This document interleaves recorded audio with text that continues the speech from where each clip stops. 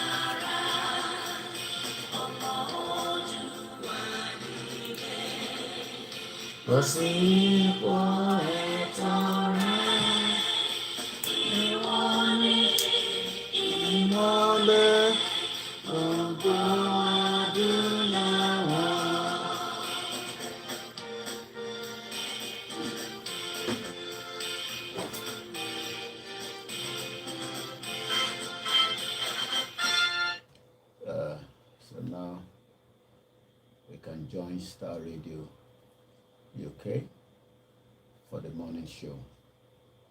A very good morning to everybody that have joined us. Enjoy the conversation.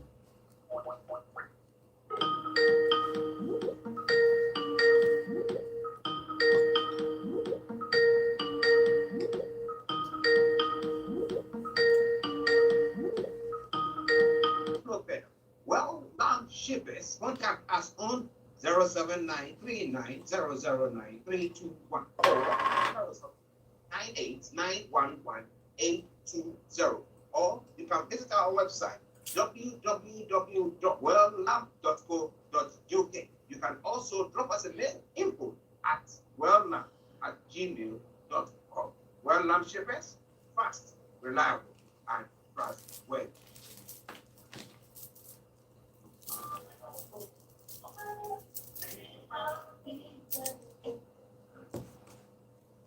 Welcome back to the program Starr Radio UK, your favorite African and Caribbean radio station in London. Bringing the time now to 11 minutes past 11. And I have the singular honor of once again welcoming my colleague and co-presenter, Mr. Olayomi Koiki, on the show this morning. Yomi, massive good morning to you. And I hope you can hear me. Good morning. Loud and clear. Good morning to you. How are you? Well, doing very well as the weather continues to bite us back here in Europe. We can only say we are still here. The children are now fully on the holiday mode, and that means that there is more heating in the house. And that also means the responsibility is no longer in the hands of the teachers anymore, at least for the next couple of weeks. The parent now has the full responsibility of the children at home. A very good morning to you, Mr. Archie. Good morning, Frank. Good morning to all our presenters. And I say welcome once again to those that have joined us from around the world. Yes, we thank God. I mean, as we say, on this platform. Nigeria has not happened to us, but there have been lots of sad stories that we're going to be touching on. But before that, let's talk briefly about the super rally. What took place? Because during the weekend, I was having some images coming through, being sent to me as well, and I was like, what exactly is going on there? But in a nutshell, can you just sum up what happened on the during the super rally over the weekend? Well, as last week Wednesday, live on Star Radio UK, we had the privilege to announce, the super rally that will kickstart from Ogun State. We were expecting all the state to be activated from what we have been told for those that have been at home and the Yorubas outside. What is the super rally all about? It's about the right to self-determination that the Yorubas, indigenous people in Nigeria have been clamoring for in the last 3 years. And it has got to the stage where, the world needs to know a little bit of, the activities rather than just, what has been going on online. There's been a lot of back-to-back, education and the awareness, the campaign by different groups, individuals, and money being spent. But Saturday, it was all now where the showcase of the Super Rally will start.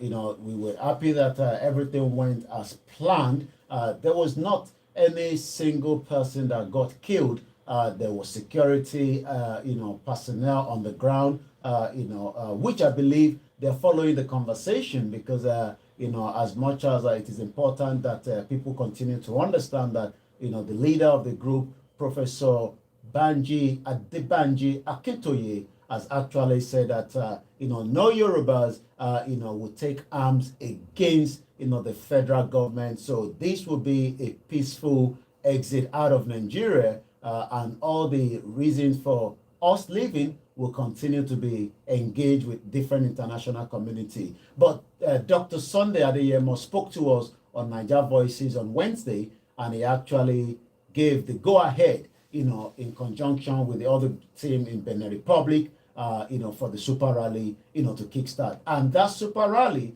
went with so many activities that started from the interchange of the particular state where that rally started. It led into Kuto. We'll probably show our sister, broadcast behind me some of the images that will give us a bit of the drone footage.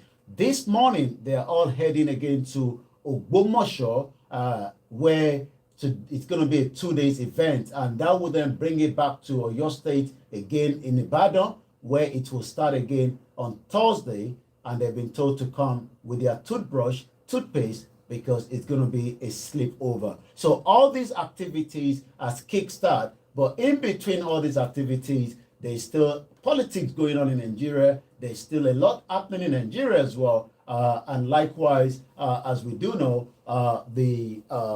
because of different conversation out there, what we will say is, it is not yet over. And behind us is some of the drone footage that came from Abeokuta. The numbers was not as great, but what happened was the zeal and the fear that has been removed by those that thought, fear is something that kills you. And that literally means that we can say people travel from every part of Yoruba land. And we also know that there's some diaspora that traveled for the purpose of that rally. So the Super Rally mode has been activated since last week, Wednesday.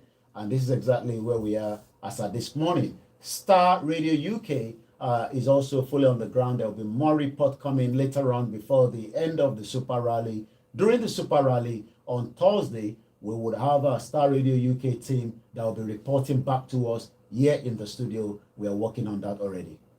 Okay. Interestingly, the IGP has made a statement. I don't know how authentic that is, but it came from the first news. That is saying that IPOP, Yoruba Nation agitators, failed politicians are threatening the 2023 vote. That's what the IGP is saying. How true is that? Because information coming through means that if they are saying these are the ones who are threatening the polls, then they are going to do everything to clamp down or to shut down whatever is going on. What do you have about that? Well, you're quite right. This report actually came out 3 days ago when, the Inspector General of Police, believe that IPOB, the Yoruba Nation agitators, failed politicians working to disrupt 2023 poll. There's no evidence to that, as much as we do know that the Nigerian government is only concerned that the Biafras and the Oduduwa that have risen up to say that enough of the failed amalgamation that has not given us development, that has actually not allowed, part of the southwest of Nigeria today to be developed after 62 years, that has not actually developed the northeast part that has become, a carnage. As at this morning, as I was coming live right now, more breaking news where Kaduna Fulani terrorists have actually invaded the community. We're going to be discussing that. So yes, the IG, who is also, one of the government presently, have not done much, when it comes to the protection of lives and property in Nigeria. So when you look at the 2023 election, we know that, the country is already divided in terms of, the nepotism, the subjugation that has been going on since Buhari came to power in almost 7.5 years ago. And Buhari in America actually told, some of his audience that it seems that what he thought, in terms of the population, maybe he didn't realize that the country has gone more in population and has gone more in problem while he was in US, last week. He actually said, if I bring that headline, which was something that, he talked about, he was actually saying that Nigeria is big in population, has a lot of problem, but he's not telling us that 2015 that he will be able to fix some of he told us that he will be able to fix some of those problems. We reviewed that during the Niger Voices 2 weeks ago, but again, Usman Baba, the Inspector General of Police, again, part of the nepotism that the Yorubas and the Biafra believes that one side of the country controls all the security apparatus in Nigeria, which is the Fulani side of the country today, says that the separatist groups in the country are working to disrupt the 2023 general election. Baba, who was represented by Dahura Mustafa, a deputy inspector general in charge of the operation, again, another Fulani man, which is some of the reasons we have actually been saying that the restructure of the country is very, very important, but that doesn't seem to be working. On Friday, when he appeared before the House of Representatives ad hoc committee investigating attacks on the facilities of the Independent National Electoral Commission, the police chief said the attacks of the office of the electoral body increased after the ban on political campaign was lifted as well. So you can see that there is a lot already, and this is why the Yorubas are still telling the Nigerian government there's still room for us to sit around the table and have what they call a velvet divorce, just as it was done during the Slovakia dissolution of the country. So whether that is going to happen or not is another question, and that is where we ask all the time. Do you think we are fighting a lose war or battle, or do you think there is hope for us? Because the crime of Chief Sunday or Dr. Sunday Guru has been that he saw this, that the herdsmen were attacking communities, destroying people's farms and stuff like that, and decided that no, that is not good enough, and therefore we need to do something about it. That is what is brought about all this. But before I come to Yomi for what is happening in Enugu, let me acknowledge Oluwa Kayode Daniel said, good morning, Starr Radio UK, and happy Christmas in advance. And he goes back to say, whether Mr. Koiki, God will always be with you and your family. Pastor Momo says, good morning, gentlemen. Mr. Achi, as a Ghanaian, what do you think can be responsible for people keeping quiet in the face of the exacerbating, the excruciating poverty that the Nigerian government is inflicting on them? And then he goes on further to say, many people are dying due to poverty, apart from kidnapping, killing, abduction, fire hazard, due to petrol scarcity, to mention a few. My pastor, I think that is bad, because for our leaders to be given the power, we giving them the power to come and see, to lead us to a place where everyone can say that, look, at least if I'm not rich, I'm living comfortably. That's all the people want. That is all people want. But if they are failing to do so, and when you talk about it, they think that, well, you live on a different planet, then I think that it's up to citizens that even if you have to go to vote, then make sure if they come to bribe you, you take them and vote against them. But what do we do? Let's come to Yomi. Yomi, Enugu attacks. Can you give us more background to that and what exactly has happened and how many people have lost their lives? So?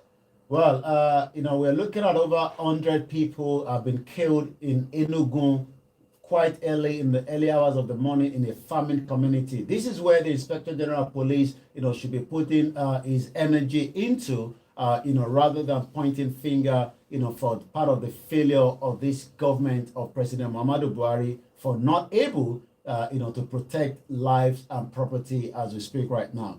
As the news is coming out, we cannot show you images of those that have been killed due to the, social media rules as well. But one thing we can say is, carnage, pain has come into the Enugu community.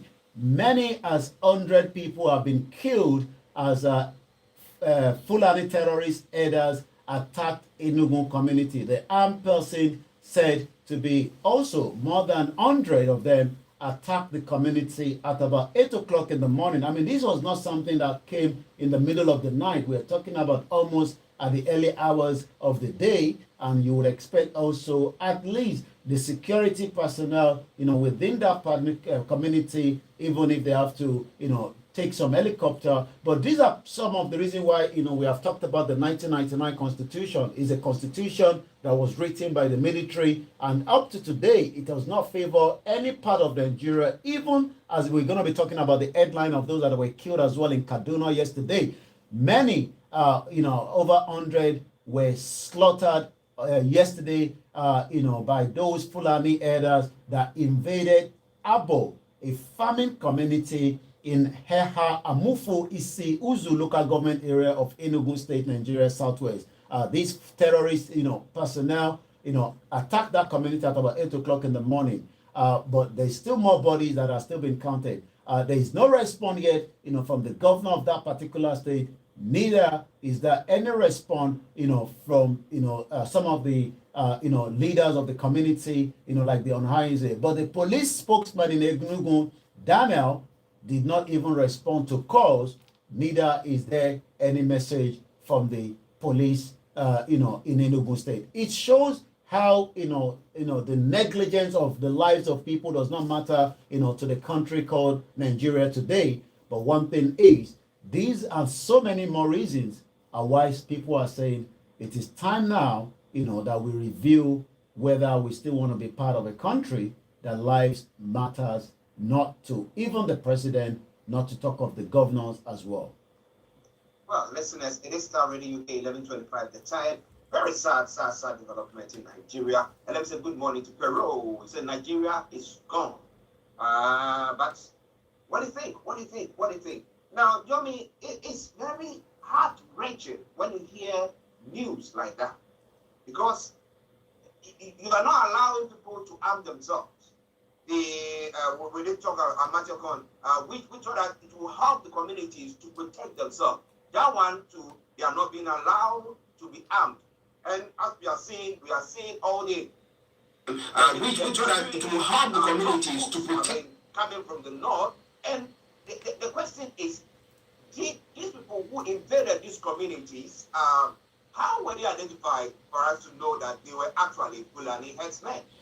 Well, part of those that were the correspondent coming back who were able to identify them. I mean, to be able to identify these individuals, it's easy, especially, when communities have had a lot of clashes between, the elders, that are pretending to be elders. We know they are not elders, but that is always, the information.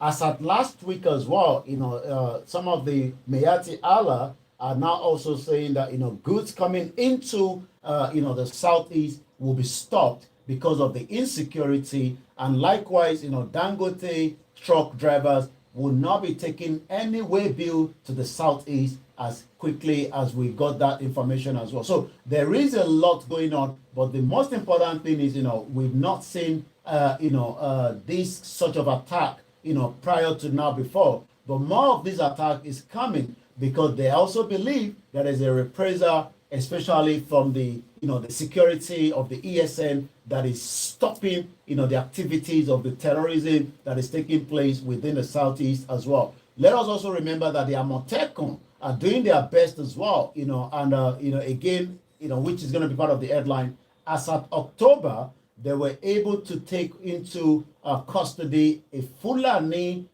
person that has not just killed 3 people, and let me give you, that report quickly as well before we go back to the Enugu State. This was in the southwest of Nigeria, Enugu State, and all this happened until this notorious kidnapper in Ogun State was actually, arrested and then been questioned. The suspect confessed being a member of a kidnap gang, a Fulani man, whose 2 members were earlier arrested, but the other have already escaped into no place we can confirm. But he further confessed that it was their gang that was responsible for the kidnap of Owolabi Abiodun and one Fakorede Kazim at Kikpe village in Idiori in Abeokuta, which is southwest of Nigeria, on the 7th of October 2022. But when Fakorede Kazim was not able to walk faster, in the pace of the kidnapper, he was actually killed and the body was dumped, along the forest as well. Not just at the good. Coming back into the 10th of October, Adekunle Esther, a 10-year-old girl, was kidnapped with the brother Adekunle Adebayo, 25 years old as well. He also confessed, this same man, that on the 19th of October, then also kidnapped Mrs. Famurewa at Abulejai. All this is happening in Ogun State, which we have also been, talking about the insecurity. Not just kidnapping the wife, the 65-year-old husband was killed at the doorstep as well. So going back to, how do you identify whether these individuals are Fulanis, is not just because we are aware that the insecurity in Nigeria, the porous borders have allowed influx of them into the country. It is something that is not just going on in the Southeast, as I said earlier. If I take you back to, Kaduna, which we just reported as I was coming in, which was just another breaking news, there was more killing that took place as well in Kaduna, and I'll be giving you that update. But let's take you back to Ogun State. They actually wrote a letter over the weekend on Saturday that they should be expecting a heavy revenge. Herdsmen right Ogun State community plot fresh attacks and killings. The letter was, written in Hausa and also translated in English, informing the resident of their intention of attacking communities through the notice letter reportedly that was pasted on walls in some of the strategic places within the community. The herdsmen told the leaders of the community to expect their visitation to their homes between December and January. The notice read as follows: attention, attention, attention to all following communities: Asa, Agbon, Ibeku, Oja, Odon, and his environment.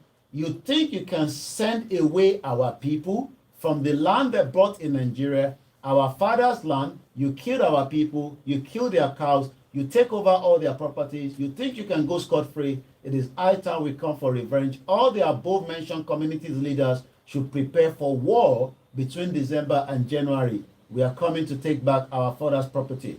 There has been a lot of issues going on, prior to when this all engagement of the Yoruba and the Biafra, it has been going on. Let me take you back to Igogon, where, one of the criminal activities that was going on there, when we look back into the history of these individuals, it came there around in the 70s. It has built a bit of his empire, but only for us now to realize that the activities going on in those communities has led to part of the kidnapping operation as well.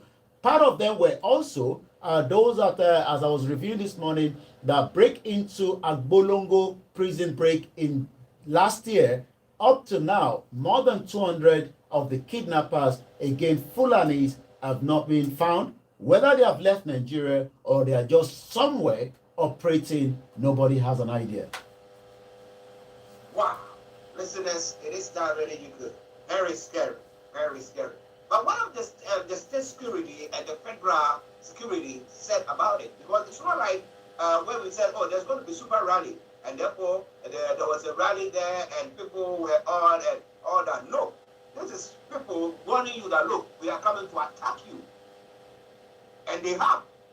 And what have been the reaction? Because they are saying between now and January, so there's a tendency that they will come back again or to go to other communities. Well, I mean, they've not even done the operation yet, so that means it's a warning that has been given in advance, and we hope the state governor, of that particular state and the security, will look into this threat, especially as a lot of people, within those surroundings, do not have access, to some of us that have access to, the basic information that can easily get to them. We hope. Though it has been mentioned, in some of the radios, the local radio on the ground, but it's also to make sure that there's enough security. Remember that it was one Sunday morning that the terrorists went into St. Francis Church in Ondo State, and we saw the aftermath of that. May God help us. Well, listeners, it is Starr Radio UK. It is your favorite African and Caribbean radio station in London. 11:33. So let me go back to Yomi for the rest of the story is making the rounds. Pastor Momo says, very, very scary indeed. It is scary, very scary, honestly. All right, if you live in those communities. Over to you, Yomi. Well, again, farmer kill cows, 3 youth murder in a reprisal is again, farmer and others, clashes as well. Suspected herders have killed 3 people at Adaka, a suburb of Makurdi in Benue State. The incident happened on Friday, when some of the herders invaded the community, attacked residents on their farm. Some of the locals believe that the attack was a reprisal of the killing of some cows that destroyed their farmland. Again, you can see, that it is just happening almost in every part of the country. It seems that Osun State is in a big debt as the former governor was able to remove or to take a loan rather of close to 18 billion. I mean, I'm not sure why he decided to go for a loan after losing an election. So the new governor of Osun State, Osun PDP and APC forward deepens over 407 billion naira debt. The People's Democratic Party in Osun State and the opposition, All Progressive Congress, continue their war of words on Sunday over the state 407.32 billion debt portfolio. Earlier, the PDP, in a statement by its acting chairman, Dr. Adekunle Akindele, berated the ex-governor Adegboyega Oyetola for alleged deceitful conduct regarding its handling of the state finance. The PDP, however, commend the state governor, Senator Ademola Adeleke, for his transparency, accountability in the management of the state affairs. I mean, he has just been there, so I'm not sure why they're hailing him so quickly. We'll have to wait and see. The party also claimed that the Osun debt portfolio has long been shrouded in secrecy with negative consequence for the state finance and investor perception and a general well-being of the people, that Oyetola remains the source of the financial and misgoverned. He was able to take a loan after losing the election, and you can see, that the politicians in Africa are almost the same as well. Let's quickly go to more sad news in London, where a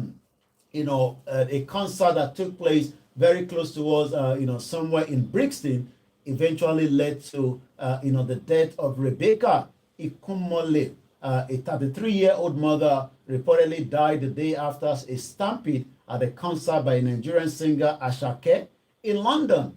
In total, at least 8 people were injured, after 2 of whom are still in a critical condition. We pray for the family because it's somebody that we know as well, and we can only pray, for the family of these. Again, the overcrowd led to the stampede. The question then is, was there enough security? And I'm sure there will be more review. Again, Rwanda seems to be coming up. So as a Nigerian, if you're in UK and if you claim an asylum, you are likely to be taken to Uganda because Rwanda rather, because the High Court has actually ruled that it is lawful that if I claim an asylum here in the United Kingdom as a Nigerian, you can be taken to Rwanda for the process of that. So you might as well just travel to Rwanda rather than making your way back here. But according to a lot of reaction on that, government plans to deport asylum seeker to Rwanda unlawful, the High Court has ruled. But of course, it is not our court that are the problem. Get it done. Rishi Sunak is coming for Darren Grims and also Nadia Wotton, a member of parliament. The Rwanda plan has been ruled lawful, but that doesn't make it moral and acceptable. The struggle is not over. We must resist every fight for every life, and to scrap this inhumane scheme as soon as possible. Refugees need protection, not deportation. And this is some of the reasons why some people are saying that it is high time that the British government look into the issue between the Biafras, the Yorubas, and all other ethnic groups that were all merged together in what a lot of people have now called the most fraudulent amalgamation in the history of mankind. And if that is done, that means that more Yorubas and Biafra will rather want to stay back home rather than making their way to UK for a greener pasture. We're going to go straight more, to one more headline to take back to social media of what is happening there as more campaign continue with the politicking. Finance bill, Dangote, 7 up, and 170 firms may lose 2.4 trillion tax waivers. The way tax waiver works is that if Dangote can fix some of the roads, then they get a bit of tax waiver. Let's take a look at that. At least 172 countries may not benefit from the 2.4 trillion tax waivers under the Pioneer Status Incentive and other tax exemption as the federal government moves to phase out some tax waivers effective 2022. The federal government is phasing out the tax exemption for mature industries with the 2022 finance bill, which President Major General Muhammadu Buhari retired has sent to the National Assembly. The Finance, Budget and National Planning, Zainab Ahmed, said the bill was designed to support the implementation of the 2023 budget. Let us remember that as much as all this is going on, Nigeria still remains the capital poverty of the world, the number 6 when it comes to Global Terrorism Index. And the question is, it will take us about 40 years should we want to pay back our debt, because we are only still servicing the debt. We've not even started paying the actual debt. Let's take a look at Kaduna. Like I said, a very sad news coming from Kaduna as well. More atrocity continue across Nigeria as election campaign continue. Debate, Atiku Tinubu media aid trade wars. It seems that two of them are avoiding to have a debate as well. There was a fire at Imo Magistrate Court that destroyed a lot, and police is already probing that. But like we said earlier, before we go back to the social media, 28 people were killed in a fresh southern Kaduna attack, according to report. Terrorists on Sunday night reportedly killed over 28 people in a separate attack in Malagun 1 and Sogwan communities of Karagoro, Chindon in Kaura local government area of Kaduna State. The council chairman, Honorable Matthias Sima, who confirmed the incident today, said he could only confirm 7 people gruesomely killed in Sowakun community. The attack is coming barely 5 days after an attack was launched in Malagun, 1 killing 3 persons. According to him, all those in his house in Sogwan community has been completely razed down by the terrorists, adding that he's yet to confirm the killing. So you can see the spark of insecurity happening across. But meanwhile, the Speaker of Kaura local government area, Honorable Atuk Stephen, said over 22 people had been confirmed killed in the Malagun one, while 8 people were said to be killed in Songwa. Atuk described the killing as deadly, while calling on the federal government security agency to redouble their effort in order to curtail renewed killings in the area. Attacks in our area have been consistent, multidimensional, with effort of the security operatives and government not seen or felt. So it seems that Buhari government have finally failed in the hands of insecurity sparked across the country. So the last one we're going to be taking will come from the social media with the word Nigeria as we continue to monitor the situation. Charlie Boy says about some 16 hours ago, wake up Africa, wake up Nigeria and lead the way. A new Nigeria is possible. We moved. is the headline coming from there. And again, Robert Spencer, about 21 hours ago, again, Robert Spencer, it's a director of Jihad Watch, author of 26 books, many bestsellers, The Truth About Muhammad and the History of Jihad, and then also someone that has a bit of contradiction, but again, he says it as he says it.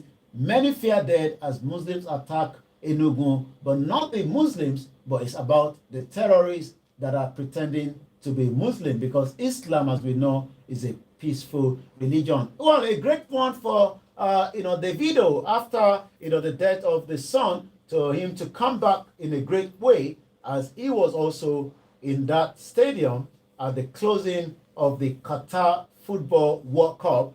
Davido actually, in a short video I saw, said, "I am back." And just like we remember Michael Jackson says, "I'm back," but we continue to pray for Davido and Chioma for the loss of their son Ifeanyi some few weeks ago. This is Starr Radio UK. It is your finest African and Caribbean radio station in London from Monday to Friday, where you can join us from about 11 o'clock in the review of all the news and the headline from Nigeria in Nigeria and the diaspora Nigerians. But some are saying, don't count me as Nigeria. There's nothing called Nigeria. I am a Yoruba and I'm a Biafra, and that is the way I want to be. But until those two countries will come to reality, the fight continues, they say. Well, the fight continues, they say, but wherever you are, welcome and thank you very much. We are back. We are always here weekdays from 11 o'clock, from 10 to 1 o'clock, but the update from Nigeria takes place from 11 to when we finish with the discussions, because we want to make sure that we bring you everything that you need to know. So please keep your dial so log on Starr Radio UK. Reprisal Bimbola, also they say it's good morning, Mr. Archie and White Lion. Nigeria is finished. As that one there. But well, interestingly, tomorrow, God willing, we're going to bring you another edition of the morning show. So I know that the kids are home and the man has to go shopping and doing all that stuff. But well, we will tell you more about what we're going to be doing. But Yomi, before you go. Well, stay tuned, to the finest African and Caribbean radio station in London, and there will be more headline and more, report from other part of the globe. But for now, I leave you in the good hands of Mr. Archie and the rest of the team. I will be back again same time tomorrow at 11 o'clock. Stay safe, be vigilant, as there's so much happening with the weather right here as well. It's so slippery. Make sure you have the right outfit and the right grip shoe, especially our elderly ones that are here with us in the United Kingdom. Yes. Yomi, thank you and see you tomorrow. Bye for now. Bye-bye. Well, listeners, that has been Mr. Alani Koike bringing you updates from Nigeria. Very, very... Nigeria, very scary. Mo bá kí gbogbo èèyàn wa, mo kí wa pé ṣé àdàlà ń bá wa. Nigeria from top to bottom. Nigeria from top to bottom. From top to bottom. Nigeria from top to bottom. Àgbà àwọn cameras wá síwájú padà. Nigeria from top to bottom ni o. Ìlú jágbàjàgbà. Mo máa kí gbogbo wa pé ẹ̀fẹ̀ mi pọ̀ gan, má bínú. Move on, man. From top to bottom. Mo kí gbogbo wa. Ìràdàlà bá má bínú. Ṣetán lẹ́ǹkan mo lọ sùn padà ni. Wọ́n ti jábọ́ sílẹ̀ tí wọ́n fi wọ́n. Tuntun sálọ sọ́nà wọn. And I need that. Àpáwà tàbá tí wà nínú ọ̀hún. From top to bottom. Nigeria. Gbogbo ẹni tẹ́ni sọ pé Nigeria máa wọ̀. A ní kẹ́ jáde kẹ́ darapọ̀ mọ́ Yoruba Nation. Tábà ti shut it down. Èdè pàlà ṣe ń ṣe. Kò sí báyìí fẹ́ gbàlú yẹn. A gbọ́dọ̀ shut it down ni. completely. And the way we can shut it down is for us to come out. Sherry jíjáde tá a ṣe ń sọ pé ká jáde yẹn, it has to be in a large number. Number yẹn gbọ́dọ̀ high. Tí number yẹn ò bá high, tí wọ́n feel, tí wọ́n smell nílé, then we will continue to encourage each other of what we need to do. But ẹ má rò pé freedom, ti gbà and that's it. Ti gbà anything now. Ti gbà nothing. A ṣe fẹ́ gbà ni. Bàdà ṣe fẹ́ gbà yẹn là ń encourage ara wa pé báwa ṣe ń ṣe táwọn kan náwó, ẹ̀yin kan máa ṣe leg work náà. Àwọn kan máa ṣe paper work, àwọn kan máa ṣe diplomacy side. Different part, different role olúkálùkù máa play. Role tí Koiki ń play nísìn, ó máa yàtọ̀ sí role tí ẹ̀yin máa play. But tabakọ̀ jókòó táwọn sọ pé Yoruba Nation ó ti dé, a ti wà nínú Yoruba Nation. Ẹ ti sí nínú Yoruba Nation o. Sọ fún yín pé ẹ ti wà ní Yoruba Nation. Kò sí àwọn tó jẹ́ pé a ti wà ní Yoruba Nation. Irọ́ ńlá nìyẹn. Sọ pé a ti wà ní Yoruba Nation lẹ́wà. Àti wà nínú Yoruba Nation.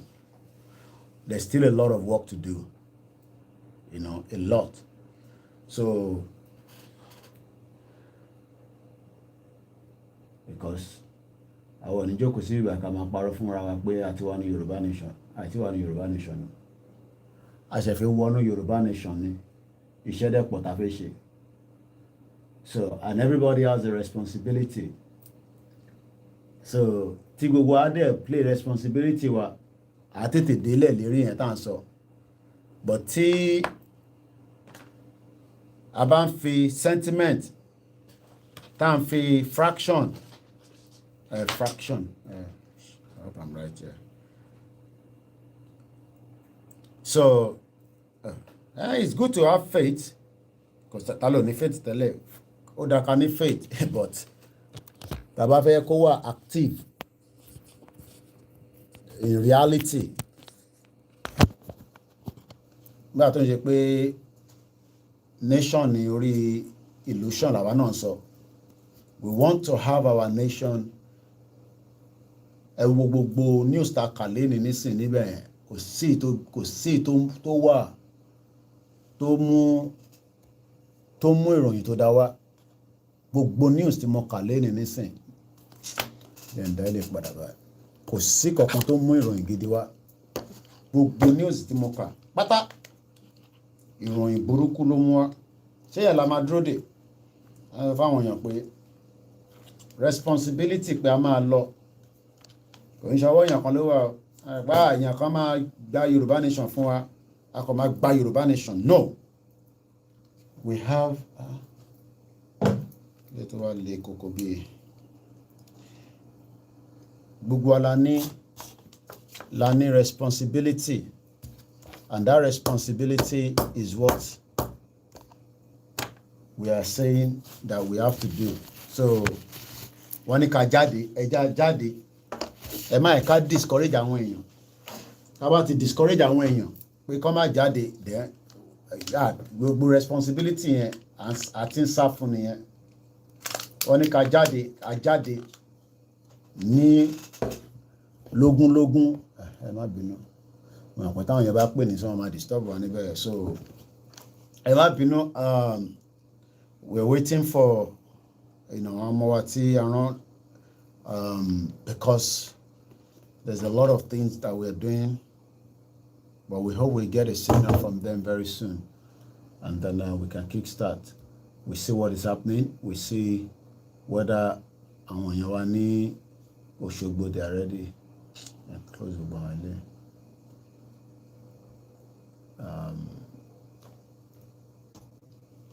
From the media, we are ready, but we need you all to come out in your large numbers as well. If you don't come out, you are not helping the situation.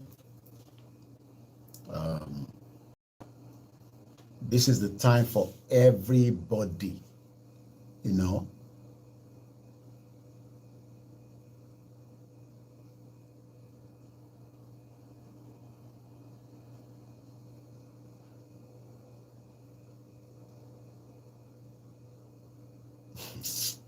Jagba lẹ́yìn so sometimes I just read comments, you know. Ẹ̀kọ́ wàá pa mí ni. Ẹni tó wà comfortable lè kọ anything náà. Ẹ wá ka comment mi. Ǹtẹ̀ ní láti respond sí. Sometimes when you just read the comment, you just ask yourself, à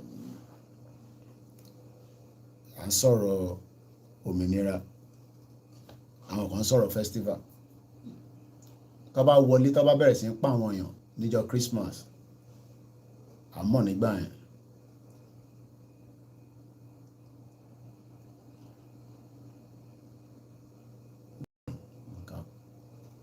Every time you open to Nigeria, let me open my phone line so that bàbá ní ẹni tó fẹ́ bá wa dá sọ̀rọ̀ láàárọ̀ yìí. Mo kí gbogbo ẹ̀yin tẹ́ wà lórí program pẹ̀lú wa. Ẹ jẹ́ á ṣí phone line wa.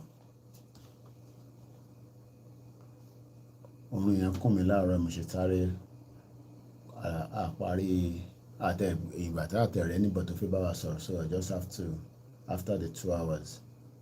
Faith without action is dead. Àwọn ní orí faith náà la máa ti gba Yoruba Nation.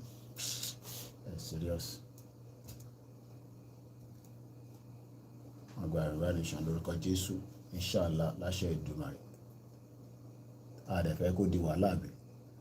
Ẹ dẹ̀ rò pé gọ́ọ̀mẹ̀ntì máa fún yín ní open hands pé ká gba Yoruba Nation gọ́ọ̀mẹ̀ntì Nàìjíríà. Tàbá ní gọ́ọ̀mẹ̀ntì Nàìjíríà, àwọn politician wa nìyẹn. Nìkan politician wa. Àwọn politician wa, they don't care. But táwọn náà bá rí pé yes, ẹgbọ́n nǹkan tí IGP sọ, àbẹ́ ẹ̀gbọ́n gbà tí mò ń ka update lẹ́ẹ̀kan. Wọ́n mọ̀ kí ló dé tó ṣe ń hard Yorùbá mọ́ nísìn, because wọ́n mọ̀ pa serious. But bá ṣe lè serious ní àwọ̀ ní láti máa lọ join INEC office. But tàbá ti jáde in our millions, a block everywhere, then everybody will understand. Bó ṣe fẹ́ wá ṣe election yẹn, a rí. But tàbá kan sọ pé with faith, yeah, faith dáná. Faith without action. +447404405917. Faith without action. Ẹ fẹ́ ká máa jókòó sórí social media, ká kàn máa pariwo Yoruba Nation now. Doesn't work like that. Àgbájọwọ́ òun lọ̀rọ̀ tó kàn nísìn. Àwọn tó bá ń ṣiṣẹ́ underground paperwork kọ́ máa ṣe lọ. Àrá máa ran bọ́ǹbù létà ni. But tí a bá ń rí discouragement within ourselves fúnra wa, even with some of our ultraness. Wọ́n ti release bọ̀bọ́ yẹn láti ìjọ Saturday. Àwọn sí nǹkan tó lè fi àwọn èèyàn ṣọ́ ti release ẹ̀. Wọ́n sọ nínú broadcast yẹn níjọ Saturday, wọ́n ti release bọ̀bọ́ yẹn. Àwọn ọmọ tó mú gan sẹ̀tán ni wọ́n bá nǹkan àwọn bàbá wa lára wọn. Wọ́n kọ̀ gbà wọn kìíní ẹ̀ sílẹ̀ ni. Wọ́n ti release àwọn yẹn gan sẹ̀ náà níjọ. Dọ́ àwọn yẹn sun prison ní títí dijọ́ kejì lọ́ release wọn. Àwọn méjì làwọn yẹn. Bẹ́ẹ̀ ni àwọn kan ṣèṣe. Èèyàn kan mọ́tò ẹ̀ l'accident, write off completely. So when are you coming back? Coming back to where? But don't béèrè pé when am I coming back? Coming back to where? I'm live here now. Àbẹ́ mọ̀ pé live lẹ́ ń wò yìí. Live program ni mo ń ṣe yìí. Kò ń ṣe.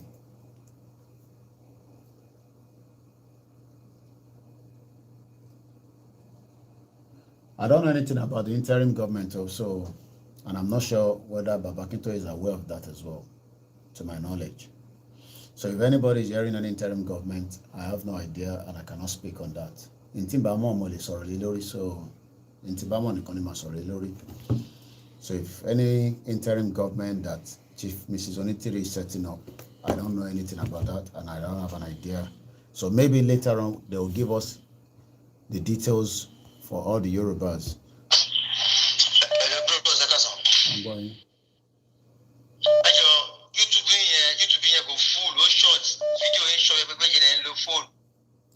Phone ni mo ń lò definitely now. Okay, I dey give first on plus ṣùgbọ́n nítorí pé ó wà ní kò sí ní bí ṣe máa ń ṣe ní kíní nítorí ẹ̀ ló ṣe wà half now. Okay, I dey give first on kan bóyá lè pikin ọkàn bẹ̀. Ẹ jọ nípa ti àwọn rally yẹn nǹkan tí mò ń rò lọ́kàn mi pé ṣé wọn pé kíní tó máa fi kíní nípa àwọn yẹn ti dúró tán níbi ìmọ̀kọ́ nínú ọ̀rẹ́ ìsànwọ́ ti dúró tó but kíní amọ́ta kíní omi tó máa fi ń spray yẹn ẹ jọ bẹ́ẹ̀ kọ́ ṣiṣẹ́ kọ́ ṣiṣẹ́ lórí kíní yẹn yẹn kọ́ ló máa ń bà mí lẹ́rù jù kíní yẹn ó lágbára kó wà fọwọ́ fún gan ọmọ ní kí n sọ fún yín nìyẹn. Okay, all right. I'm sure pa àwọn èèyàn tí ó wà ní lè ń gbọ́ àti gbọ́n kọ̀tẹ́ sọ all right. Kíní omi yẹn ó ní force kò ní kọ́ lè fi gbogbo òlú ló níyẹn lọ́wọ́ gbogbo òlú ló bá ń lò gbogbo òlú ló túbọ̀ ó wà ní UK náà mo rò pé lọ́ọ̀ UK àlọ́ pé kọ́ ló ṣá bó mo mọ̀ pé ó wà ní UK gbogbo òlú ló wà. nǹkan ni kí n sọ fún àwọn tó wà nílẹ̀ ẹ̀yin lẹ́ni voice yẹn kẹ́lẹ̀ tó fún ọ láì dí abọ́ tó ṣe lè ṣe nǹkan tó pé bọ́yìí. Àníṣọ ẹ̀ mo ti gbọ́ nǹkan tẹ́ sọ sẹ́ẹ̀ bá tẹ̀ máa sọ yẹn kò ní sórí social media láti máa sọ yẹn mo ti gẹ́tì gbogbo òlú ló máa ń lò gbogbo òlú ló máa ń lò so.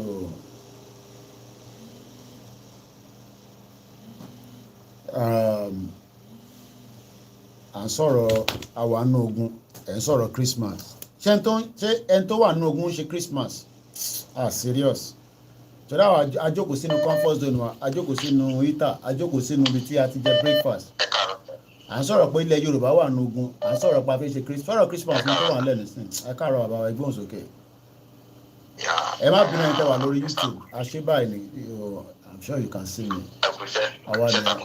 àwa ni ẹ.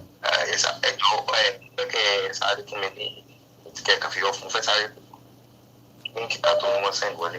ẹ fẹ́ sáré ṣe kí ni mo wà lórí live program o. ó yé mi sá mo ti dùn náà ọ̀rẹ́ dàpọ̀ ìjọ mo fẹ́ sáré bá yín sọ. níbi tí láì tí mò ń ṣe program nísìn kí n yọ kúrò àbílẹ̀mí. ẹ má bínú sá ó wà urgent security alert. All right. But ẹni sọ̀rọ̀ màá ní láti play nǹkan kan ẹ̀kọ́ tí bá jókòó síbẹ̀ náà àwọn ṣé màá gbọ́ nǹkan tẹ̀lé sọ. ẹ má bínú ẹ̀yàn wa kàfí màá ní láti jáde kúrò níbí báyìí ẹni sọ̀rọ̀ láti play kankan fáwọn èèyàn wa. àbá ti wà nínú ojú ogun yẹn kan ń béèrè àwọn question tó stupid mò ń bọ̀ ẹ̀gbọ́n wa.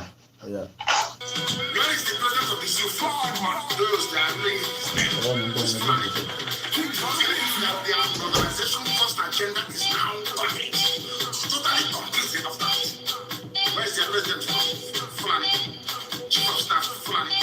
Chief Justice of Nigeria Fulani? Senate President of Nigeria is coming to us is Fulani. Deputy Speaker is Fulani. The Army Chief of Staff is Fulani. Navy Chief of Fulani. Police IG Fulani. DSS is Fulani. National Intelligence Agency Fulani. National Security Advisor is Kamuli of Forces. John Jawid. Why do you hate women? I want to prove to all the slaves that the hatred today in the sea was brought about by Fulani gentlemen. Is it very clear to you now how it goes? Is it very clear? Listen to the ministry. Minister of Defense, Fulani. Minister of Finance, Fulani. Somebody that studied the Sharia law is the head of the judicial system. Fulani. Is it very clear to you now how it goes? This is not story for me. Fulani, agriculture, Fulani, police affairs, Fulani, aviation, Fulani, communication, Fulani, power, Fulani, water resources, Fulani, everything is Fulani. All the 19 northern governors except sometimes, people just want to say something very urgent. Hello? Alaikum salam. Ṣé wà program? Mo rò pé wà lórí program. Ẹ sáré bá yín sọ̀rọ̀ díẹ̀ lórí ọjọ́. Ẹni kí ni? Ṣé ọ̀rọ̀ tẹ́ fẹ́ sọ sórí live show ni tó bá jẹ́ private conversation a máa sọ yẹn later mo tún lè dìde nísìn. kò ń ṣe kí ni ẹ̀. No, ẹ jẹ́ ká sọ yẹn later ẹ jẹ́ ká sọ yẹn later. Alright, ẹ má bínú. A wà lójú ogun, àwọn èèyàn máa béèrè ìbéèrè. Ẹni tó bá ti lè tẹ́yìn náà bá ti wà constructive pẹ̀lú àwọn question àti ìbéèrè yín, àwa náà máa dá yín lóhùn anyhow ni. Mídíà yóò ń ṣe mídíà gbèsègbèsè, mo ti sọ fún yín láti ilẹ̀ tẹ́lẹ̀. Ẹgbọ́n sókè ẹni tó ń pè wá. Lẹ́mi sáré kẹ̀ ká sùn. Ẹ ká sùn. Ètò nìyẹn. Mọ̀dọ̀ kí àwọn bọ́ọ̀sì wa tó wà ní Awúyáyá níbẹ̀ jùlọ kí wọ́n kú iṣẹ́ takuntakun. A dúpẹ́ fún wọn. Wọ́n try ìgbàgbọ́ sí lánàá yẹn lásán. Mo bá wọn sọ̀rọ̀ láàárọ̀. Wọ́n kọjá ń bẹ̀ lálẹ́ àná. Wọ́n kọjá ń bẹ̀ lálẹ́ àná. Mo ní lájẹ tó fẹ́ lókè mo ní yes. Bísí nǹkan táwọn wá ilé. Bẹ́ẹ̀ni. Àwọn ẹ̀ dúró sáàrin títì tán ni wọ́n na flag ẹ̀ sókè láàrin títì. A dúpẹ́ fọlọ́run. So àdúgbò so nǹkan tí mo fẹ́ bẹ̀ àwọn èèyàn wa jẹ́bà àwa tá a wà ń lé àwa làwọn operate àwọn bàbá wa màmá wa àwọn ẹ̀gbọ́n wa àwọn àbúrò wa tó wà ní diaspora ẹ̀gbẹ́ tí mo fẹ́ fẹ́ wọ̀nyí yìí pé àmọ́ báwọn ò lè wálé ṣùgbọ́n ká support ìwà wa tá a wà ń lé àníkan fún wa lówó ìgbọ́sowó la nídìí o wọ́n máa ra nǹkan fún wa nínú rálì yẹn tó máa wú àwọn èèyàn lórí ẹ̀ mọ́ ibùdó kọjá kọ́ máa ń fi ọwọ́ tà bàbá ń rí nínú rálì yẹn ó ti gbogbo anybody ló kú lápò lọ sí rálì o bẹ̀bí kọ́ sọ sí ó ní pressure pé kọ́ jẹ́ pé ó ní pressure láti lọ sí rálì pé àmọ́ rálì mo gbọ́dọ̀ débẹ̀ oúnjẹ ẹ mọ̀ tí ẹ bá dẹ́ rìnrìn láàrin bíi ìrìn 10 minutes bàbá mi kí ẹ má parọ́ fún yín ẹ mọ̀ pé ẹ̀yin wà lábúrọ̀dù sí òtútù ló wà mẹ́ẹ̀ ní Nàìjíríà táwa nílẹ̀ Yorùbá táwa sìn oòrùn tó mú sìn kò ṣe kékeré orí ń gbóná ni ẹ mọ̀ tí ẹ bá rìnrìn bíi 3 minutes kò sí èèyàn máa wá omi kiri so gbogbo orun kìíní yẹn ó máa fún yẹn ní energy láti continue movement bẹ́ẹ̀ tí ẹ bá rìn láàrin 10 minutes tí ò bá rómi á wíìkì ni mi ní parọ́ fún yín jáde ẹ̀gbọ́n wa so nǹkan tí mo fẹ́ bẹ̀ wọ́n ni wípé àwọn anybody tó bá lè help wa kọjọ kọkàn sí yín irú rálì tó ń bọ̀ lẹ́jọ́ tọ́sí nsìn a ti ẹ̀fẹ́ rí bóyá bíi mọ́tò méjì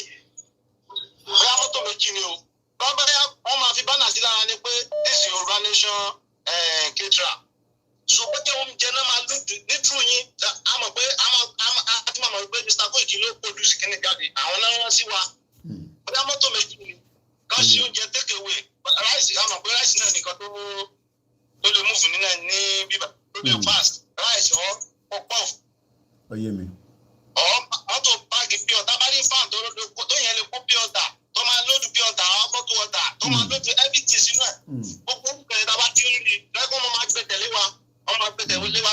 a máa ṣiṣẹ́ ní ẹ̀ lórí ìyẹn máa jáde láti lórí platform wa ní tẹ́tí Ìbàdàn tó ń bọ̀ lágbára Ọlọ́run ẹ má wọrí at least a máa ṣiṣẹ́ lórí drinks àti a ní kọ́ wọ́n ṣe a bit of puff to cover 1,000 people ní Ìtẹ̀ṣe ọ̀nà méjì dẹ̀ ní pop-up yẹn kọ́ mọ̀ pé àwọn ẹgbẹ́ aṣojú àwọn náà ṣe pop-up tó gbé wá látẹ̀kọ̀ àwa gbé tiwa wá láti inú mo fẹ́ go into too much detail lọ́ti ṣe tọ̀dọ̀ tiwa so ọ̀nà méjì ní pop-up fi wà níbẹ̀ so bí ẹ̀yin wá rí ẹ̀yin ò rí mo lè sọ mo dẹ̀ ní kọ́ ra omi.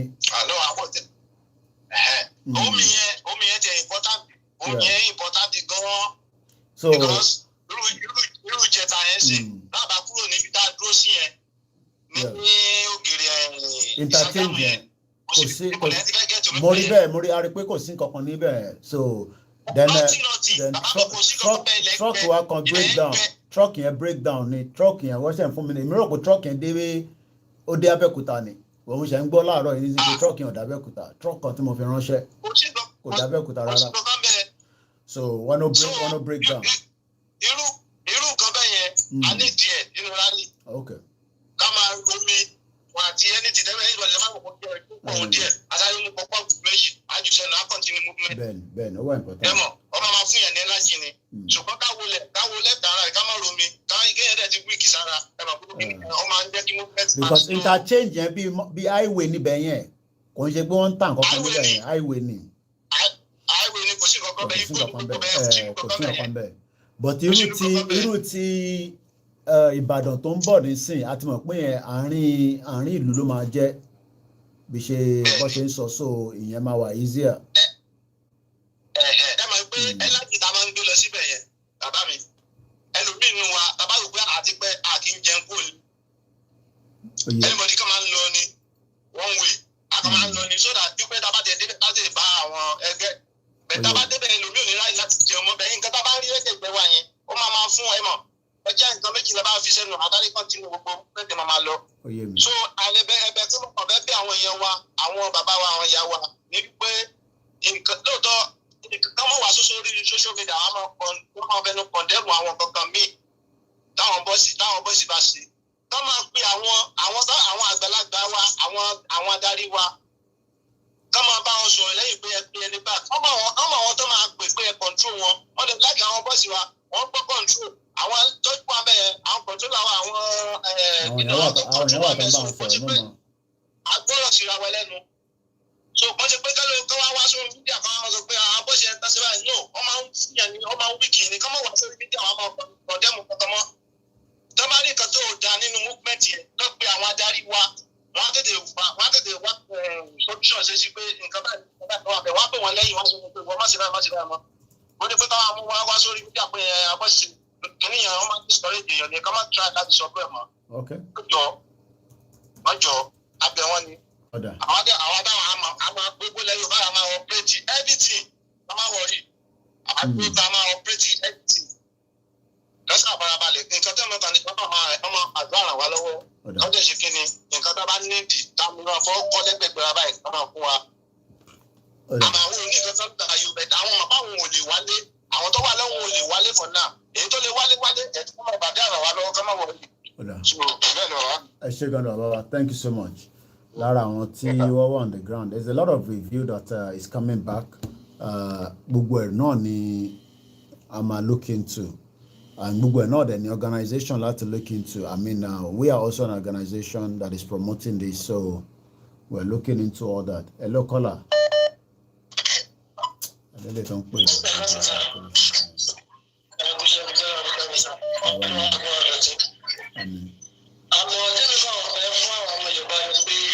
Ìbọ̀lẹ̀ yín ti ń pè ẹni sùúrù ìbọ̀lẹ̀ ti ń pè wá àwọn èèyàn kọ́ máa fún wa lámọ̀ràn ìbọ̀lẹ̀ yín ti ń pè láti bo. Eh? Ghana. Okay, Ghana. Okay. All right, I'm going. All right, I'm going again. I'm going.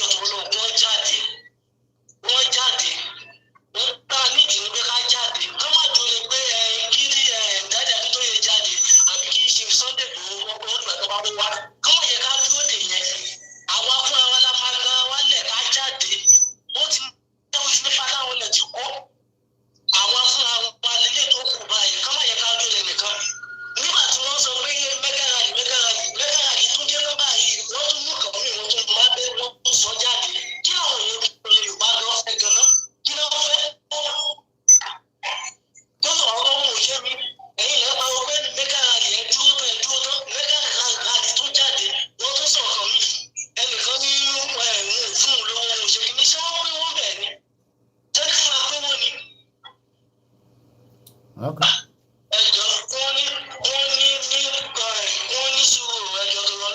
All right.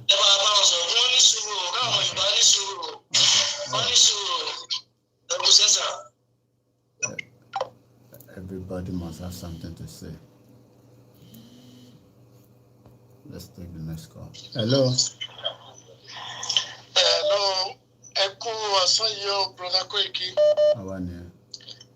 Ẹ pẹ̀lẹ́ kú ètò Ọlọ́run á túbọ̀ máa fún yín lókun àti agbára. Àmín.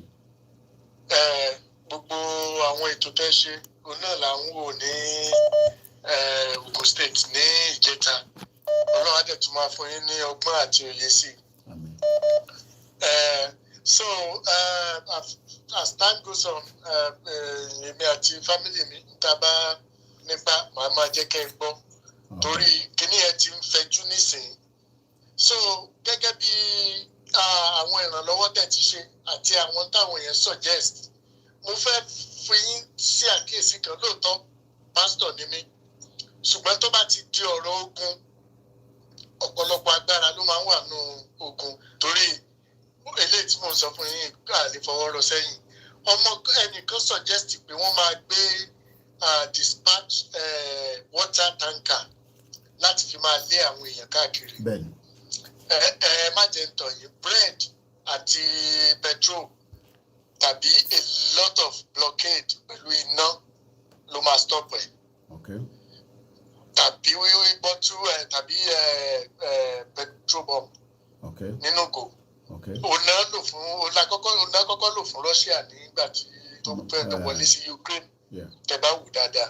So kíní yẹn ò láìkí iná there are some material under the that vehicle. Bẹ́ẹ̀ni. Tó jẹ́ pé not everybody knows. Kò gbọ́dọ̀ lo 1 minute lórí ibi tí nọ́mbà wà. So àwọn cable tó fi tán run lábẹ́ rẹ̀ tó bá ti melt.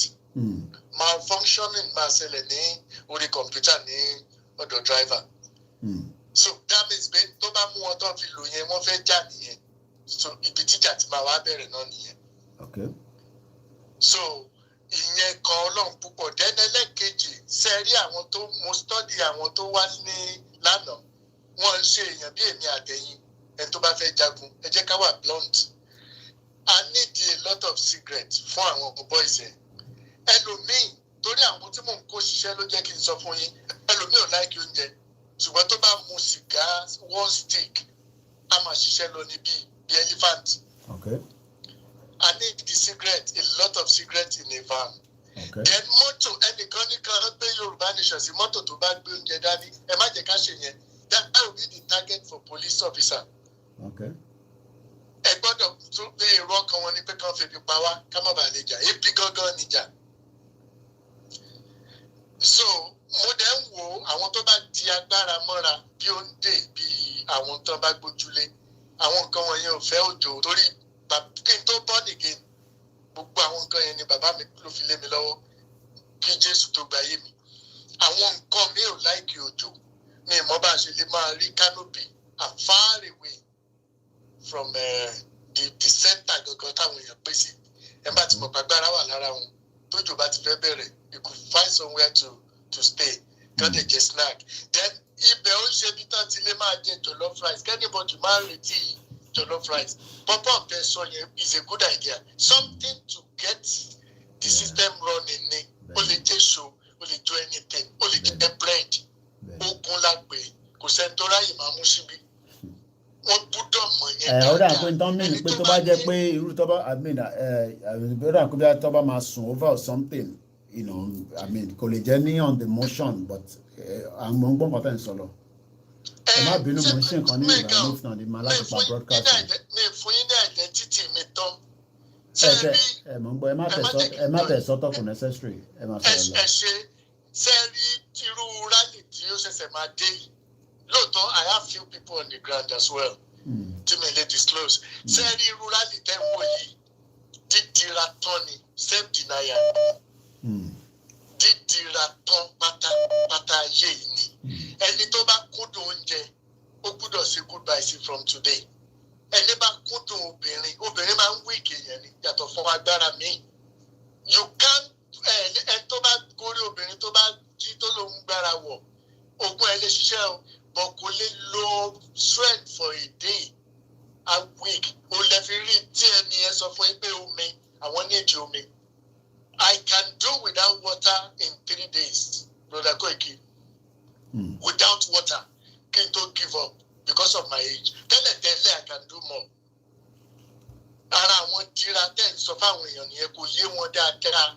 it's not a play kẹsẹ̀ bíi party là ń lọ party kan bread àti pop-off tá bá ní bá wa ṣe sínú transport nínú van ẹ bá ti mẹ́yọ kan jẹ ẹ̀yẹ lọ́wọ́ Bible àwọn Joshua army àwọn báyìí ló fi ń la omi wọ́n lẹ́ni tó bá ti bọ́ síbi omi tó bá ti mú gbọ̀n kan dà padà sílé kò rẹ́dì láti jà àwọn tó fa wọ́n lá omi náà lọ jàjà yẹn so àwọn nígbà tẹ́ bá dẹ̀ ń ṣe program tẹ́ bá ń ṣe àwọn program a máa listen sí àwọn òbí tí need wà then ẹ má gbàgbé o àwọn suggestion yìí ti raise tẹ́lẹ̀ about medical ẹni tí ṣe bullet pápá generally tí èèyàn bá ní adrenaline tí àwọn tábà spread tó bá wọnú skin kò pààyàn tẹ́ ẹ̀ bá ti kọ ẹ̀gbẹ́ ibi tí heart wà sí àwọn èèyàn so àwọn èèyàn á lè tètè fún wọn ní first aid àwọn first aider àtàwọn tó gbé oúnjẹ dání wọ́n gbọ́dọ̀ wà far away from the scene of the rally táwọn ọlọ́pàá ò tiẹ̀ ní mọ̀ pé iṣẹ́ tó ń ṣe nìyẹn. Okay. It must be mufti kì í ṣe táwọn èèyàn máa lọ tí wọ́n máa bọ̀ pé ìwọ náà lọ mú tékèwé tiẹ̀ ìwọ náà tí àwọn mufti tán rán sáàrin yín bá fi mọ̀ ibẹ̀ náà máa kọ́kọ́ attack. Ibẹ̀ náà máa kọ́kọ́ attack so màá máa kàn sí to see what we can do ẹjọ́ ẹ bá wa raise more money ilé yóò ṣe nǹkan kékeré mọ́ gbogbo wa nǹkan máa jẹ́ pé everyday láwọn máa dáwó ní ló ń bọ̀ yìí. Ẹ ṣé gan ni sir. Torí wọ́n máa send information sí yín náà lẹ́ẹ̀ máa jù sí wa àṣà ní ṣiṣẹ́ dáàrin káwá panikó takú síbẹ̀. Mo rí àwọn samẹ́gbà tó ń raise owó ètò raise kéré nù wọn ló fi £100 sílẹ̀ $100 $50 wọ́n ṣe ń ṣe nìyẹn káwọn èèyàn wa máa wà stingy about this matter kí wọ́n máa wà stingy rárá. So ẹ kúṣẹ́ o mo really appreciate yín the drone work very well.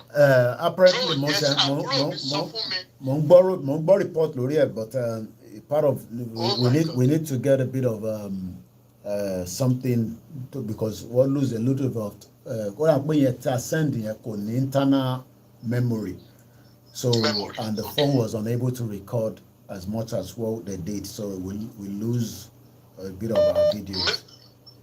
All right. So I need láti get the phone mi quickly láti fi máa operate you know. Gbogbo yẹn ló yẹ kẹ́ sọ ní media panel tẹ́ máa ṣe. Ojoojúmọ́ náà dá náà ènìyàn tẹ nígbà kan ṣe pé báwa la Koiki Media lónìí yẹn. Koiki Media team ni. Báwa àwọn prepare fún di kíní you know in every way ni èmi prepare fún in tó bá máa gbà ló kó gbà ni.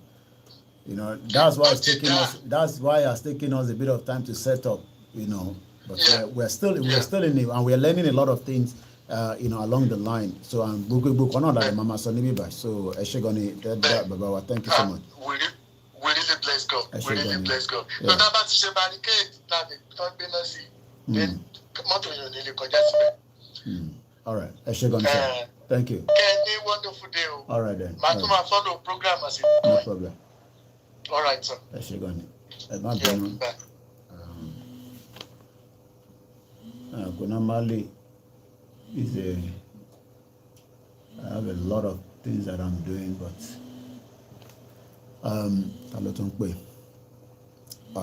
Miami. Hello, Aziz, ẹ̀gbọ́n mi. Koiki Media. Miami. Good morning, brother. Ẹ káàbọ̀. Báwo ni? Àlàáfíà dúpẹ́ fọlọ́. Oh, thank you very much, brother. Man, I really appreciate everything, bro. Ọlọ́run bá ń gbọ́, kò sí bó ṣe lè dá tó yẹ. Oh, yorí nǹkan tí first caller àbí second caller tọ́ máa tó explain pé ọmọ ní ìdomi yẹn ó ti gbúra sí iṣẹ́ sìn lọ́wọ́n right now. Gbàgbádì mi. So mo jẹ́ every caller àbí every listener àbí every looker tó ń wò lórí YouTube right now. Ẹ bá jẹ́ pé truly Koiki fan, if you are really true Koiki fan right now, tó bá ní cash out $2, $5, $2, $5. We have to get that thing done right now. Put it on the ground. Aláti ṣe pápá. Àti mi aláti dùn. Máa ẹ ti sọ̀rọ̀ tán. Bẹ́ẹ̀ni. Bẹ́ẹ̀ni. So right now, èmi ń sọ tọ̀dọ̀ mi ní o mo force anybody o Aziz ló sọ̀rọ̀. I need to issue anybody. afẹ́ ẹ̀bà àwọn tọ̀dọ̀ wa nísàlẹ̀ ni joyi ló bá ní cash app right now $2, $5, $2, $5 ló bá ní $10 ó wà all right bẹ̀rù lọ́wọ́ anybody they need this on the ground ASAP kó igi ò lè dá ṣe gbogbo alama ṣe so thank you very much brother right now go jẹ́ máa ju sínú cash app straight up we need it so màá bá ètò lọ pàdé mi ọ̀rọ̀ àwà pẹ̀lú ẹ̀ thank you very much. Thank you. mo kí gbogbo alẹ́ nǹkan sí a lè ní káwọn ọmọ yẹn move lálẹ́ àná lọ sí I believe they're probably stuck in the traffic or something because àná lọ́sẹ̀ make a decision tí Ògbómọ̀ṣọ́ yẹn so and I need to make sure that their security in terms of their movement but I'm a signal very soon I'm sure they're probably stuck in the traffic or but I'm not sure why there's no signal coming from there. But I'm told that there are people out already. But since everybody wait for our own signal, so might be no way signal ati jadi. Ati àárọ̀ mo ti bá wọn sọ̀rọ̀. I spoke to them at about 7 o'clock because them at the content in my jadi nígbà tó yẹ kó ń jiyàn gbé ni. And the last thing tí mo fẹ́ wá sọ fáwọn èèyàn wa ní bíbá ẹni kọ́ ti jí ìkan náà àwọn Koiki Media gbé ọlọ́run já rí yẹn. So but like I said I will get more details about that. Mo dúpẹ́ lọ́wọ́ gbogbo àwọn èèyàn wa gbogbo ẹni tẹ́tí pé náà la máa return call yín bear with me. Mo tún fẹ́ wo bí a máa get ẹni tó jẹ́ head of our team just to know how far. Know what he Alanyaki signal. Let me just check on them. Ara luto danon tí ìlú bá dání journey under 1 hour ó ti ń di 2 hours 3 hours. Alpha.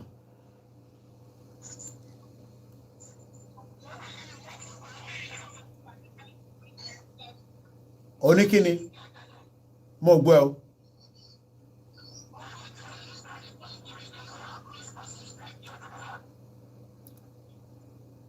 O ti débẹ̀.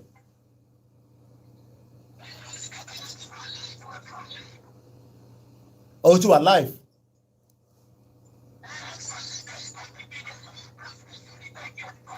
All right, máa gbé signal ẹ lọ látòrí software. All right. I think head of my media team to do on the ground. So why am I not seeing the signal? It might be number. Okay, then return call so that come my bound don't pay. Again, low into to pay that thing. I mean, there was a lot of support that came over the weekend.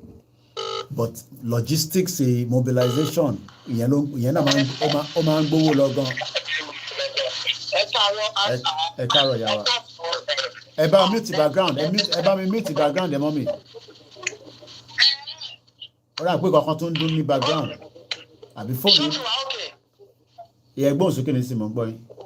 Ẹ wò ẹ ṣé o a kú ọ̀rọ̀ ìlú àrètìrìtì àná o èmi ò lọ́rọ̀ tó pọ̀ tí mo fẹ́ sọ ju pé èmi kàn fẹ́ bẹ̀ àwọn èèyàn wa tá a wà ní diaspora ọ̀pọ̀lọpọ̀ awuyewuye ló lọ lánàá gbà tẹ̀ ń ṣe reprisal rally yẹn ìṣẹ̀mọ̀ àwọn kan táwọn èèyàn notice gangan ọjọ́bìnrin mú jáde bẹ̀ nípa àwọn èèyàn àti dáwọ́ àti ṣe àtìmọ̀ àwọn onígbàgbọ́ wọn ní ìbẹ̀rẹ̀ kì í ṣe oníṣẹ́ ẹni tó bá forí tì dópin òun la ó gbàlà ìsìn ìtaṣẹ̀ṣẹ̀ nídìí ìnáwó gangan lélẹ̀ because tábàwò ní àná yẹn náà àmì ń gbà rally yẹn rally ìjẹta àrí pé kò sómi kò sí nǹkan tí àwọn ènìyàn lè fi panu nítorí ó pẹ́ gan ọmọ wò látàárọ̀ títí ìgbà ìgbà tọmọ yín fi stop tó iṣẹ́ ni mi ò lọ bí kankan mo jókòó tì báyìí ni mo jẹ́ ń pẹ́ àwọn èèyàn mò ń ṣe ẹ̀ ṣùgbọ́n kí ni mo fẹ́ fàyọ ni wípé àsìkò ìnáwó ló ti délẹ̀ yìí èmi fẹ́ bẹ̀ àwọn èèyàn tó bá jẹ́ lóòótọ́ la ní orílẹ̀-èdè wa yìí gbà lóòótọ́ we need to support these people that are on the front line our people. Bẹ́ẹ̀yẹn àwọn ló ń ṣe iṣẹ́ yẹn gangan they are the one doing the job just like the last caller ṣe sọ $2 $3 bọ́ọ̀ bá ní $10 mú náírà sílẹ̀ let it go let your money work for this thing if you cannot be there physically let your money go there physically and assist people who are on ground ẹ jọ gbogbo àwọn àmọ̀ràn kan dẹ̀ tí mo wá lórí security consciousness àwọn kan tó lè lò láti fi defend ara wọn tó ti ń sọ let's communicate it to them on the ground then the last thing tẹ́mi torí ẹ̀ pé torí mo pè é lánàá mi ò rí bí wọlé rárá mi ò dẹ̀ bínú because I know you very busy bọ́kọ́ tí mo fẹ́ sọ ni pé ẹ̀jọ̀ àwọn mídíà tó kù tẹ́ pé èrò náà ń wá lórí social media èrò náà ń wá lórí YouTube ṣíà àárí kankan ní wọn náà yàtọ̀ sí bàbá Èkìtì èmi rí bàbá Èkìtì tó fọwọ́ táyà ní bàbá Èkìtì rè if you agree with me àwọn tó pín kankan náà wà ṣé orí social media ni wọ́n ti ń ṣe media wọn ni you are the only one that we saw on ground and I really appreciate your voice for that wọ́n máa gba nǹkan kan ẹ jẹ́ ká gba Yorùbá Nation ẹ ṣe kan ní àmúlẹ̀ nǹkan tí mo torí ẹ̀ pè nìyẹn. Thank you so much. Signal ti jáde láti Ògbómọ̀ṣọ́ so I'm a cross post ẹ lọ sí orí software wa so while I'm doing that we're still mo wà lórí live program báyìí o ṣé kí n pè ní tí bá ṣe tán.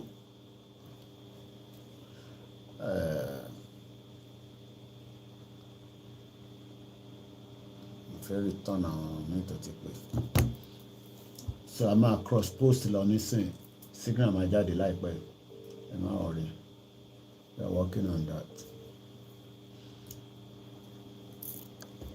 Hello caller. Àpòṣe takuntakun jọgbọ jáde àlọ́ ẹ̀ ó kò wú wa lórí pọ̀. Àdúpẹ́ fọlọ́run.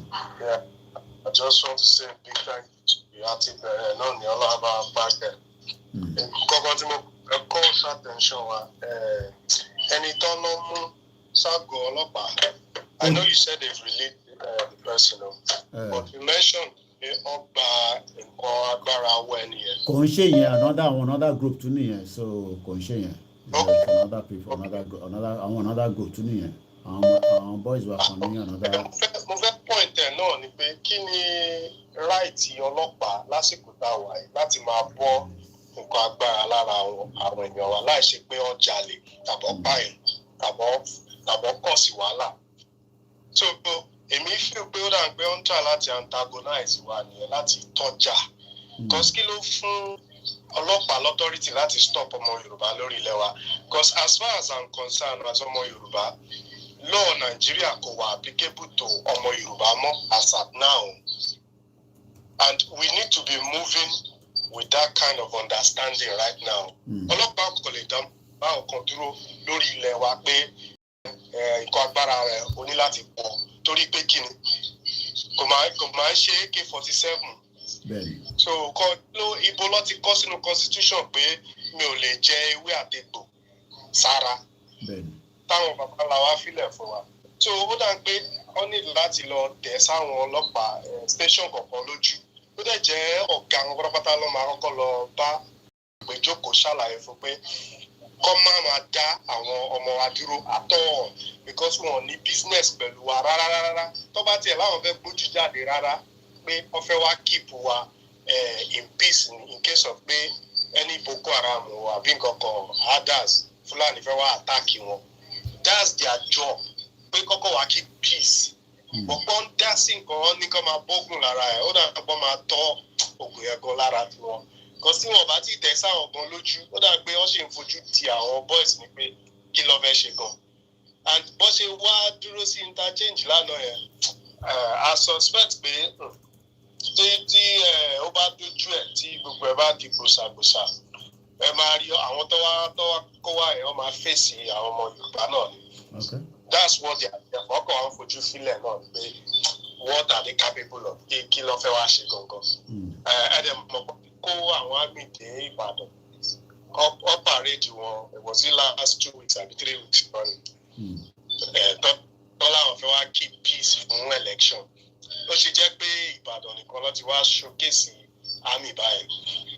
Because they are planning for what is about to happen now. So káwọn boys náà gbáradì kọjọ nítorí Ọlọ́run. Àmì fi ẹ̀mí ẹnì kankan ṣòfò nù Johnny Tan lọ. Ẹ ṣé gan ni. So very much. We're going to call attention. You can't be obeying any police at this point in time. Okay. Yeah. Thank you so much. Thanks, I'm working on the program Majade nínú rally tó ń lọ lọ́wọ́ ní Ìsàlẹ̀. No going back. No going back. Yes, ẹ kú ètò bàbá wa kọ́ ìkí orúkọ mi ní dáadáa. Mo ń pè láti Èkó. Ẹ káàbọ̀ sá. Mo send message kan, ẹ ṣeun sá. Mo send message kan sí orí ọ̀dọ̀ yín yẹn, sí signal. Mo fẹ́ kẹ́ bá wa check ẹ̀ dẹ́ nípa ẹ tó pè last yẹn tó sọ pé àwọn tó ń gba akíndẹ́rẹ́ àwọn tó ṣe àwọn yẹn ti ń gba nǹkan wọn padà lọ́wọ́lọ́wọ́ báyìí. Adúpẹ́ Wọ́n lọ fẹ́ láti gbà. Adúpẹ́ fún So àwọn yẹn ti ń gbà lọ́wọ́lọ́wọ́ báyìí. Ẹ ṣeun gan lẹ́kọ̀ọ́ sí orúkọ mi ní dáadáa. Ẹ ṣé gan ni Mr. Dada. Ẹ ṣé gan ni. Moment on sorrow. Ẹ ṣé gan ni. Thank you so much. Signal máa jáde lórí àwọn platforms wa tó kù. I'm working on that now. Àṣìgbà kọ́ fẹ́ni tó bá sì fẹ́ bá wa máa dá sí while ẹni sùúrù ẹ̀yìn tí ẹ̀ ń wò wá lórí software mo fẹ́ set gbogbo ẹ̀kí tó switch over ni so everything has to be set ká tó fún yín ní screening tó ń lọ. Ẹgbọ́n sókè bàbá wa. Hello. Ẹ káàbọ̀ sórí ètò sá. Ẹ kúṣẹ́ o. Èmi ni ẹ sá. Ẹ rọra. Yes sir.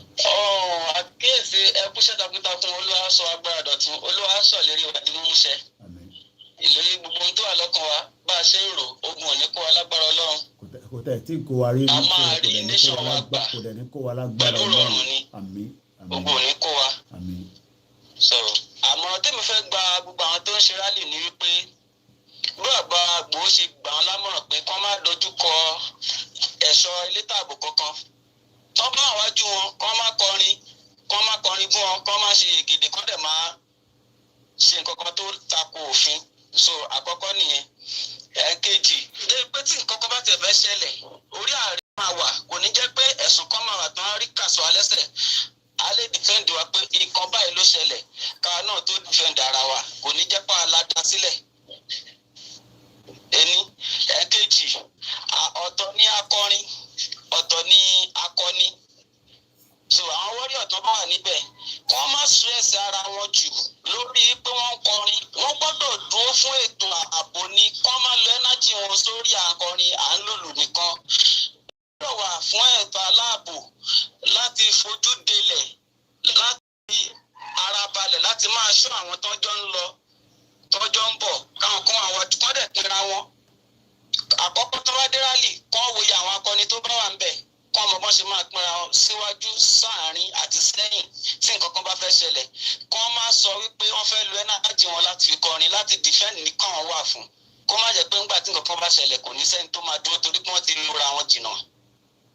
So àwọn ọdún nǹkan bẹ́ẹ̀ yẹn á dẹ̀ fẹ́ bẹ́ gbogbo aráàlú náà dé pé tí rálì bá ń lọ lọ́wọ́ ẹ̀tọ́ gbogbo wa ni láti máa ṣe ẹ̀tọ́ fáwọn tó bá ń kọrin tó ń ṣe rálì lọ tó bá kọjá ládùúgbò wa ẹni tó bá lómi bí ọ̀tá báàgì 2 5 kó gbé fún wọn nítorí pé jàǹgbara gbogbo àná ń jà ẹni tí ò bá lè jáde tó bá ní support wọn kó fi support wọn bí a báàgì 10 ni o bí a ẹ̀pà ọ̀tá bo páàkì 5 ló ní ni o bí àkọ́kọ́ ní o so bí a mineral crate 5 ló ní ni o òun náà ti dá sí jàǹgbara ilẹ̀ Yorùbá nìyẹn nítorí pé láti kó olóko ẹrú láti gba nation kò ń ṣe nǹkan kékeré ó nílò owó àti okun ara so ẹni tí ò bá lókun ara tó máa fi jáde tó bá lówó tó lè fi support a sọ pé kán gbé wá fẹ́ni kankan but bọ́n ṣe rí wọn rálì yẹn tó bá kọjá street wọn tá a bá ní ká fi support so ẹ kú ètò. Ẹ ṣé gan ni. Thank you so much. Ẹ rọra. Àwa ni. Ẹ rọra. Ẹ yẹ ká gbọ́ ìtàn lọ ní Ògbómọ̀ṣọ́.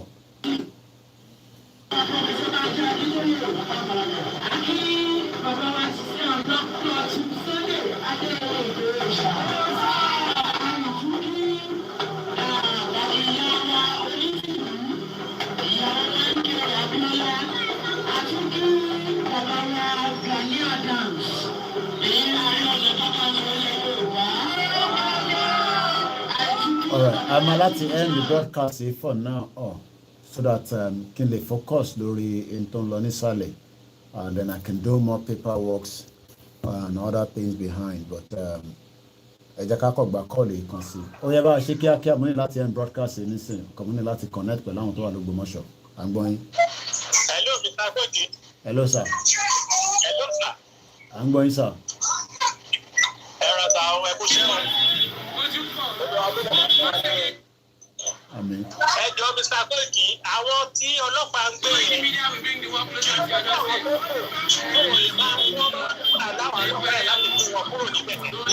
Kò ń ṣe inú bẹ̀ lọ ti gbé wọn, ìbáwọ̀gbà tán lọ́lé lọ gbé wọn, lọ́ dá wọn dúró.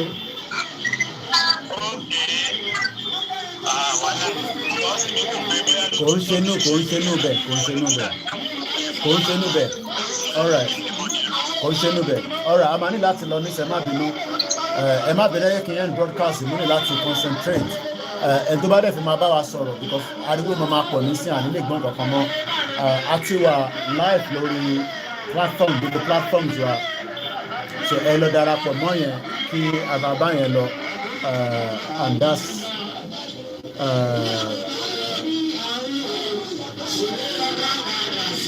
so we have to go now.